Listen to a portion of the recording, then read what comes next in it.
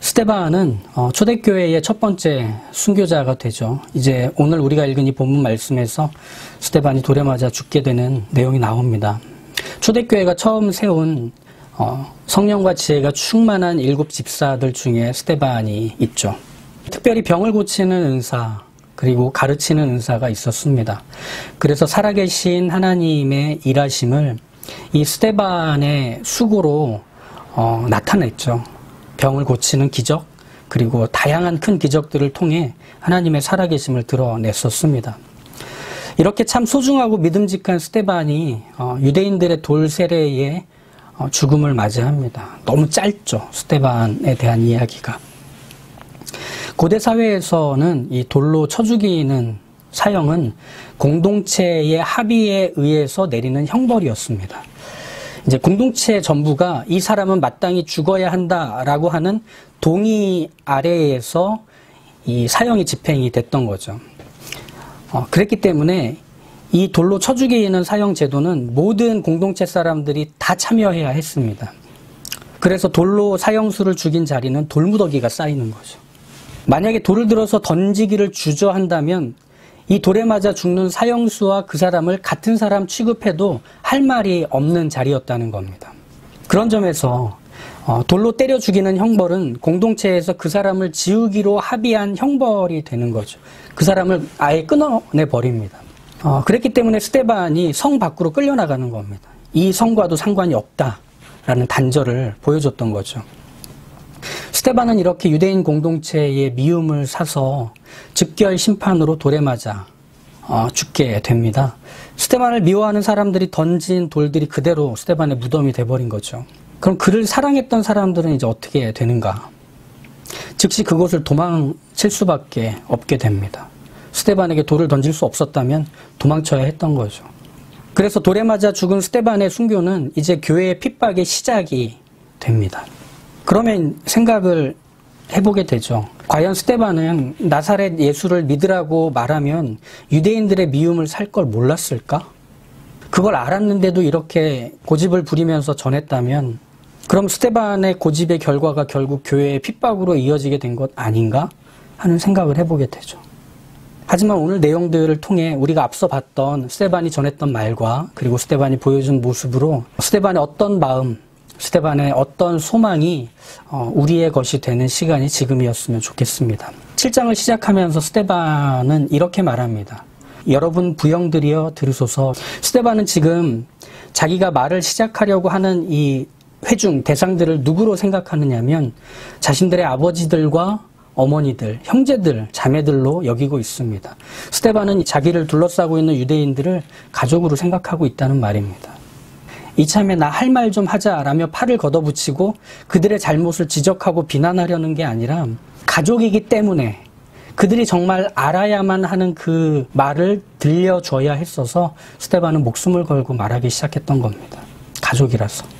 그래서 스데반이 했던 얘기들은 지난 2번의 시간을 통해 영광의 하나님에 대해 그리고 하나님이 선하시다는 것에 대해 이야기했죠. 스데반은 유대인들이 그걸 모를까봐 말했던 걸까요? 아닙니다. 오히려 유대인들은 이걸 너무 잘 알고 있는 사람들이었습니다. 하지만 스데반이 그 이야기를 하는 이유는 유대인들이 이 영광의 하나님, 선하신 하나님으로부터 가장 멀리 있었기 때문에 말을 해야 했던 거죠. 유대인들은 누구였죠? 특별한 역사적 사건을 자신들의 역사로 갖고 있는 사람들이었습니다. 온 우주를 창조하신 이 절대자, 이 신의 이름을 알고 있는 사람들이죠. 이집트에서 하나님이 내리신 10가지 재앙을 통해 그 나라에서 건져내셔서 새로운 나라를 세우시고 영토와 그리고 그곳에서 살 수 있는 모든 계획들을 스스로 준비하셔서 데리고 가셨던 그 하나님을 아는 사람들이었죠. 하나님이 직접 주신 법, 그리고 하나님이 주신 설계도면을 따라서 만든 성소가 있는 성전을 가진 사람들이었죠. 이들이 유대인이었습니다. 즉 유대인들은 하나님이 함께 하시는 나라와 민족이었다는 거죠. 그렇기 때문에 유대인들에게 하나님이 함께 하신다라고 하는 거는 10가지 재앙, 구름 기둥과 불 기둥, 그리고 바다가 갈라지는 것처럼 하나님의 하신 결과로만 하나님이 함께 하시는 걸 생각할 수 있는 사람들이기도 했습니다. 그랬기 때문에 예수님이 이 땅에 오셔서 병을 고쳐주시고 귀신을 쫓아내주시고 죽은 사람도 살리시고 그리고 물이 포도주가 되게 하시고 물고기 2마리와 보리떡 5개로 5,000명이나 먹이시는 일들을 할 때 저 나사렛에서 온 랍비는 하나님과 함께하는 사람이구나 라고 확인할 수 있었던 겁니다. 그래서 그 랍비에게 기대를 걸 수 있었던 거죠. 하나님이 함께 하시는 하나님의 나라 이스라엘을 저 사람을 통해서라면 다시금 영광과 번영 가운데로 세울 수 있겠구나, 이 기대를 품었던 겁니다. 로마 제국도 무릎 꿇리게 만들고 모든 나라들이 흠모할 만한 나라로 발돋움할 수 있는 일이 바로 저 랍비를 통해서 이루어질 수 있겠구나. 왜? 저 랍비는 하나님과 함께하는 하나님의 사람이니까 라는 거였죠. 하지만 예수님은 이런 유대인들의 기대에 전혀 호응하지 않으십니다. 만약 이런 유대인들의 바람에 하나님께서 호응하시고 또 예수님이 그래 내가 그 왕이다 라고 나서셔서 일하셨다면 일방적인 학살과 공포가 전 세계를 지배하게 됐을 겁니다. 왜? 하나님은 유대인들만을 위하시는 하나님이시니까 말이죠. 그럼 유대인이 아닌 이들은 그 하나님의 능력이 공포가 되고 그 예수님의 왕되심이 두려움이 될 게 뻔했습니다. 유대인들은 자신들만을 위하시는 하나님이라는 이 확신을 갖고 그걸 포기하지 않은 채로 자신들의 정체성을 마련하고 있죠. 그리고 그것에 대한 확실한 증거를 무엇으로 갖고 있느냐면 혈통, 전통, 문화, 그리고 관습 같은 것들이었습니다. 그들은 자신들만을 위하시는 하나님이 되시길 요구할 때마다 항상 청구서들처럼 꺼내놨습니다. 우리가 아브라함의 혈통 아닙니까? 하나님이 우리에게 율법을 새겨주시지 않으셨습니까? 하나님이 함께 하신다는 것을 이 성전으로 알려주지 않으셨습니까? 그러니 하나님 우리와 함께 해주십시오. 하나님 우리를 위해 일해 주십시오. 이렇게 들이미는 청구서같이 늘 써왔던 것이죠. 그렇다면 유대인들을 위하시는 하나님이라는 확신, 그리고 유대인들을 위하신다는 그 증거들을 유대인들이 갖고 있음에도 이 유대인들이 갑자기 마음이 찔리고 주저앉게 되는 장면이 이 스데반의 말 때문에 생긴 겁니다. 그게 이상한 점입니다. 다이아몬드처럼 굳건한 확신을 갖고 있는 것처럼 보이는 이 유대인들, 어떤 주장에도 반드시 하나님은 우리를 위하신다, 두고 봐라, 우린 하나님의 백성이다 라고 하는 이 기죽지 않은 확신에 균열이 생기는 겁니다. 54절을 보시죠. 그들이 이 말을 듣고 마음에 찔려 그를 향하여 이를 갈거늘 반응하는 겁니다. 스데반이 했던 말이 유대인들의 감춰놓은 무언가를 크게 건드리고 찔렀던 겁니다. 나사렛 예수가 구원자라는 주장이 유대인들이라면 아플 수밖에 없는 곳에 나라와 박혔기 때문입니다. 그러면 유대인들이라면 아픈 바로 그곳은 어디일까요? 무엇일까요? 이건 유대인들이 감추고 싶은 비밀이면서 또 모두가 알지만 모른 척하기로 한 바로 그것입니다. 무엇이냐? 하나님을 보지도 못했고 하나님을 만나지도 못했다는 유대인들의 실체입니다. 유대인들은 성전을 바라보면서 그 장엄함과 찬란함에 압도되기는 했지만 그건 하나님을 본 것도 만난 것도 아니었습니다. 제사를 완벽하게 진행하고 율법을 철저하게 준수하고 그 내용들을 안다곤 했지만 그걸 기뻐하시는 하나님을 본 것도 만난 적도 없었습니다. 무엇보다 그들이 지금 겪고 있는 이 현실이 하나님을 본 적도 만난 적도 없다라는 증거가 되기도 했다는 겁니다. 역설적으로 말이죠. 하나님이 위하시는 유대인들이 로마 제국의 지배를 받습니다. 하나님이 위하시는 유대인들이 아수르와 바벨론에 의해 멸망을 당합니다. 그리고 그 나라의 포로로 끌려갑니다. 그 성전은 파괴됩니다. 고향을 떠나 흩어지고 포로로 그 삶들을 당연하게 여기며 받아들여야만 했습니다. 하나님이 위하시는 유대인들이 말이죠. 이 아름다운 성전조차도 유대인도 아니고 다윗의 후손도 아닌 헤롯이 지어준 건물이었을 뿐입니다. 지금 유대인들은 자신들을 위하시는 그 하나님을 정말 경험하지 못했고 함께 하신다는 것을 맛보지 못한 채로 함께하고 있다는 것처럼 그리고 자신들을 위하신다는 것처럼 생각했습니다. 그리고 그것을 주장하기만 했을 뿐인 거죠. 예수님을 죽인 유대인들의 분노는 바로 거기서 시작된 겁니다. 유대인들의 아픈 곳을 건드린 거죠.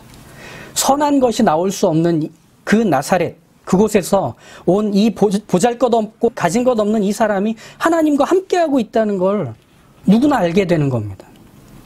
이 사람은 하나님을 알았고 하나님을 보았고 하나님을 만났고 심지어 하나님을 아빠 아버지라고 부르고 있습니다. 이 사람이 하는 기적과 가르침은 하나님이 그를 위하시고 하나님이 그와 함께 하시지 않으시면 보일 수 없고 알릴 수 없는 것들이라는 걸 누구나 다 확인하는 겁니다. 그러니까 그의 존재 자체가 유대인들에게는 매우 쓰리고 아픈 겁니다. 즉 유대인들이 볼 때 예수님은 하나님이 위하시는 하나님과 함께하는 하나님이라는 것이 무엇인지를 보고는 있지만 그게 자신들은 아니라는 걸 떠올릴 수밖에 없게 되기 때문이죠. 그게 유대인들을 분노하게 했습니다. 그리고 그 예수를 지워서 하나님과 함께한다는 것, 하나님이 위하신다는 건 우리 유대인들이 보이고 있는 것 밖엔 없어 라며 예수님을 지워버리기로 하는 거죠.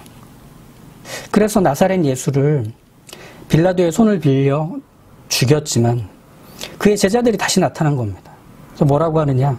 나사렛 예수를 믿어야만 너희는 하나님을 만날 수 있고 하나님을 알 수 있고 하나님과 함께하고 있음을 경험할 수 있다. 이렇게 말했던 겁니다.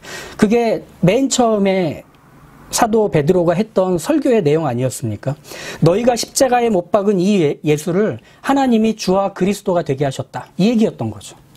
하나님과 자신들 유대인들 사이에는 반드시 하나님의 구원자 나사렛 예수가 있어야 한다는 그 예수의 제자들이 하는 말에 거부가 들고 분노가 치밀었습니다. 들통이 났기 때문이죠. 아니야, 나 아브라함의 혈통이야. 나 율법을 지켜왔어. 나 제사를 드리고 성전 문턱을 드나드는 일에 힘써왔어. 라는 게 하나님을 만나는 것과 하나님과 함께하는 것을 확인하는 것과는 상관이 없다는 걸 알면서도 그걸 지켜야만 된다고 생각했던 이 유대인들을 철저하게 예수님을 만나야 한다는 사실 앞으로 끌고 왔다는 것이 못 견디는 겁니다. 하지만 이들의 거부와 분노가 커지면 커질수록 다른 한편으로는 눈물과 아픔이 커지는 자리가 있었습니다. 바로 사도들과 교회, 성도들이었죠. 스데반은 자기의 부모와 형제와 다름없는 이 가족 같은 유대인들에게 여러분은 하나님과 함께 있다고는 하지만 하나님과 함께 있지 않습니다. 라고 외칠 수밖에 없었습니다. 하지만 스데반의 유대인들을 향한 슬픔과 아픔을 담은 외침은 나는 믿어서 구원받았고 너희들은 안 믿어서 안타깝네. 이런 정도가 아닙니다. 스데반이 지금 이 말을 할 때 그의 마음, 그의 심령은 어떤 상태였는가 하면 영광의 하나님, 그 선하신 하나님이 자신과 유대인들 사이에 지금도 함께 하시는 하나님으로 알고 보고 있었다는 겁니다. 그러니 그 말을 할 수 있는 거죠.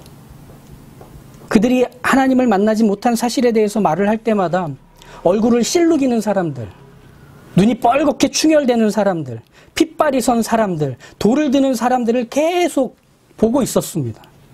하지만 비록 유대인들의 거부와 분노가 스데반의 눈에 생생히 보인다고 해도 그것보다 더욱 생생한 것은 나와 유대인들 사이에 계신 함께 하시는 하나님이었던 겁니다. 언제나 유대인들과 함께 해오신 하나님, 약속의 구원을 이루시기까지 단념하지 않으시는 그 선하신 하나님을 스데반은 더없이 생생하게 보고 있었던 겁니다. 그러니 말을 멈출 수 없는 거죠. 그래서 55절, 스데반이 성령이 충만하여 하늘을 우러러 주목하여 하나님의 영광과 및 예수께서 하나님 우편에 서신 것을 보고 라고 말하는 그 장면이 바로 그것입니다. 스데반은 나와 너 사이에서 여전히 함께 하시는 하나님을 그들에게 말해주고 있는 겁니다. 그리고 그 함께 하시는 하나님께로 인도하시는 예수님이 지금도 살아계시다는 것을 말해주고 있는 겁니다. 예수님을 통해서라야만 하나님께 갈 수 있어서, 예수님을 통해서라야만 하나님을 아빠, 아버지라고 부르며 만날 수 있어서 다른 이름이 없기에 그 예수님을 전하고 있는 겁니다. 그러자 첫 돌이 날라오는 거죠. 계속해서 돌은 사방에서 던져져서 스데반에게 날아갑니다. 그때 스데반이 뭐라고 얘기를 합니까? 59절과 60절에 얘기하죠. 주 예수여 내 영혼을 받으시옵소서. 주여 이 죄를 그들에게 돌리지 마옵소서. 이렇게 부르짖습니다. 비명보다 더 큰 소리로 외쳐진 거죠. 이 장면에서의 압권은 스데반의 위대한 사랑, 자신의 동족들을 향한 헌신이 아닙니다. 예수님이 그 자리에 계셨더라면 하셨을 말들을 스데반이 말하고 있는 겁니다. 예수님이 보이셨을 하나님의 마음을 스데반이 가득 채워 알리고 있는 겁니다. 우리는 스데반이 보여준 이 불꽃 같은 삶, 그리고 그의 사역과 이 죽음을 본받으려고 하는 바람에 우리는 중요한 것을 놓친 것 같습니다. 스데반의 삶과 죽음은 하나같이 오늘 여기서 일하시는 하나님, 언제나 너와 나를 채우시는 그 선하신 하나님을 하나님 자신이 알려주고 있다는 사실을 우리는 놓친 것 같습니다. 그런 면에서 우리는 어쩌면 나와 너 사이를 채우고 있는 하나님을 놓치는 바람에 많은 것을 잃고 불안과 분노, 불만족으로 우리 삶을 가득 채워왔는지도 모르겠습니다. 우리가 잘할 수 있는 종교 생활로 하나님을 만나지 못한 것, 하나님을 모르는 것을 덮어버리고서 보다 나은 사람이 되지 못하고, 그리고 보다 많이 갖지 못한 것들에 속상해하지만 거기서도 여전히 일하고 계시는 하나님을 내 인생 중에서 만나고 보지 못했기에 이런 불만족은 다른 사람의 부족함을 지적하는 것이 됐습니다. 상대의 한계와 부족에 실망하는 것으로 나타났습니다. 너 왜 못하냐? 너 왜 안 하냐? 너 왜 없냐? 하는 거죠. 내 인생에서 여전히 함께 하시고 좋다 하시기까지 일하시는 하나님을 확인하고 보고 경험하지 못했기에 우리는 그 하나님이 그 사람의 인생에서도 일할 거라고 생각하지 않는 겁니다. 기대하지 않는 겁니다. 그러니 불만이 생기고 실망이 찾아오고 그것이 그 사람에 대한 평가로 끝나버리고 판단으로 멈추는 거죠. 하지만 모든 실망의 순간, 모든 불만의 자리는 우리로 더욱 하나님을 요청하게 만든다는 것을 알아야 합니다. 하나님이 함께 해주셔야 하고 하나님의 선한 일이 지금 여전히 이루어져야만 한다는 사실이 거기서 떠올라야 하기 때문입니다. 하나님이 우리를 위하셔야 한다는 건 우리의 약함과 우리의 실망과 우리의 불만의 자리에서만큼 크게 보이는 게 어디 있겠습니까? 더 크게 붙들어야 할 이유가 어디에서 찾아오겠습니까? 그렇기 때문에 하나님과 함께 하심을 아는 사람, 하나님과 함께 하시는 걸 보는 사람의 입에서는 기대가 나옵니다. 감사를 말할 수 있습니다. 나치 정권이 독일을 지배하고 1차 세계대전에서 패망한 후에 그 독일을 재건하는 일에 나치밖에는 할 수 있는 무리가 없다라고 독일 국민들이 떠받들 때 독일 교회조차도 그 나치와 히틀러를 추켜 세웠습니다. 그들이 잘못하고 있는 것들에 눈을 감고 영광과 번영이 이루어질 것을 꿈꿨습니다. 그래서 독일의 교회들은 히틀러에게 전능함이라는 면류관을 갖다 씌워주기까지 했습니다. 그때 한 사람이 외쳤죠. 미친 사람이 운전하는 차에 깔려 죽어가는 사람을 위로하며 평안을 빌어주는 것이 교회와 목사의 일이 아니다. 그 미친 사람을 운전대에서 끌어내려야 한다. 목사이며 신학자였던 독일 사람 디트리 본 회퍼 목사님의 말이었습니다. 그는 꾸준히 나치 정권에 저항하고 심지어 히틀러 암살 계획에 참여하기까지 합니다. 그러던 중에 게스타포에게 1944년에 잡혀서 감옥에 갇히죠. 악이 이긴 것 같았습니다. 하지만 감옥에서 본회포 목사님은 그 해가 끝나가던 12월 말에 자신의 약혼자에게 편지를 쓸 때 이런 시를 담아서 보내줍니다. 다는 읽지 못하고 좀 끊어서 읽어드릴게요. 들어보세요. 신실하신 주님의 팔에 고요히 둘러싸인 보호와 위로 놀라워 오늘도 나는 억새처럼 함께 살며 활짝 열린 가슴으로 새로운 해 맞으려 합니다. 지나간 날들 우리 마음 괴롭히며 악한 날들 무거운 짐 되어 누를지라도 주여 간절하게 구하는 영혼에 이미 예비하신 구원을 허락하소서. 주님의 강한 팔에 안겨있는 놀라운 평화여 낮이나 밤이나 우리와 함께 하시는 하나님은 다가올 모든 날들에도 변함없으시니 무슨 일 닥쳐올지라도 확신 있게 맞으렵니다. 너무 짙게 어둠이 깔린 현실의 복판에서 선하신 하나님을 여전히 보고 있는 한 사람을 통해 이 노래가 흘러나가는 겁니다. 너와 나 사이에 함께 계시는 그 하나님 말이죠. 그 무엇보다도 이 하나님, 그 한 분으로 충분하다고 말하는 겁니다. 그 무엇도 하나님의 선함에 맞설 수 있는 게 없다고 이 목사님은 얘기하고 있는 거죠. 결국 회포 목사님은 2차 대전이 종전을 맞기 전 1945년 4월 9일에 교수형으로 그 새벽에 죽음을 맞이합니다. 회포 목사님은 죽음을 맞이했지만 그는 분명히 믿었고 기대했습니다. 하나님이 약속의 구원을 이루신다는 것. 하나님의 선하심이, 그의 능력이 우리를 고요히 감싸서 기어이 하나님이 좋다 하시는 자리까지 데려가신다는 것을 그는 믿었고 기대했습니다. 스데반이 그 얘기를 하고 있는 겁니다. 그는 꺼져가는 불길이 아니었고 타오르는 불길이었습니다. 선하신 하나님이 나와 너 사이에 지금도 계시다. 그 하나님이 위하시니 그 하나님을 만나라. 그 하나님께 나아가라. 얘기하고 있는 그 한 사람, 그 한 목소리 말이죠.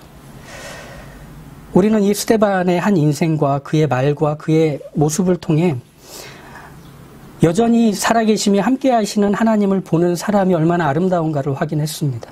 그리고 그것은 이제 우리의 것이 돼야 합니다. 나와 너 사이에 함께 계시는 하나님을 말할 수 있는 사람으로 내 인생이 부름받았다는 것을 알아야 합니다. 지원이와 병재와 병욱이, 병민이, 그리고 은성이, 은설이 성훈이에게 오늘 이 설교를 통해서 남기고 싶은 한마디 말은 이것입니다. 선하신 하나님이 나와 너 사이에 함께 계십니다. 이것을 증거하고 소개하는 그 아름다운 인생이 다 되시기를 주님의 이름으로 간절히 축복합니다.